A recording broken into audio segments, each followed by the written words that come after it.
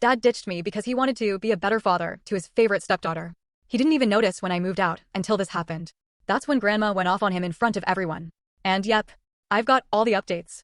It still feels surreal, the day my dad chose his stepdaughter over me, his own flesh and blood. But what truly shocked him? He didn't even notice I was gone until my grandma absolutely ripped him apart. You know those moments when you're lying in a hospital bed, staring up at the blank white ceiling, wondering how your life got so messed up? Yeah, I was right in the middle of that.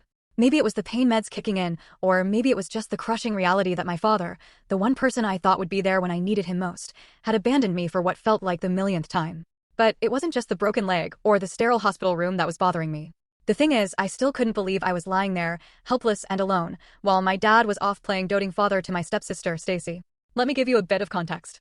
My name's Denise, I'm 21, a college student, and currently trying to figure out how I'm supposed to make it through this mess. Just last week, I didn't even see the car coming when I crossed the street. One minute, I was walking home from class, and the next thing I knew, I was on the ground, my leg twisted in ways it absolutely should not be. It wasn't even my fault. Some idiot ran a red light, and now I'm stuck here, dealing with not just the physical pain, but everything else that's got me completely falling apart. After the accident, the first person I thought to call was my dad.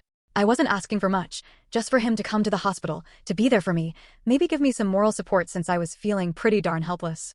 But when I called him, I got the same lousy excuse I'd been getting for ages now, about how he was ditching me for his favorite daughter, Stacy. He told me he couldn't come because he was leaving with Stacy the next day for some mental peace retreat he'd already paid half the money for. You'd think Stacy, being a full 23-year-old adult, would be fine on her own, right? But no, my dad said he'd promised her he'd accompany her, and she really needed him around. As for how his real daughter, who just broke her leg, was supposed to handle everything alone. Oh, I was just supposed to be fine on my own. His words, always prioritizing Stacy over me, you'd think they'd hurt less with time, but they don't. It's like every time I reach out, hoping that maybe this time, he'll prioritize me, he ends up choosing Stacy. The worst part? I really needed his help right then, not just emotionally, but financially.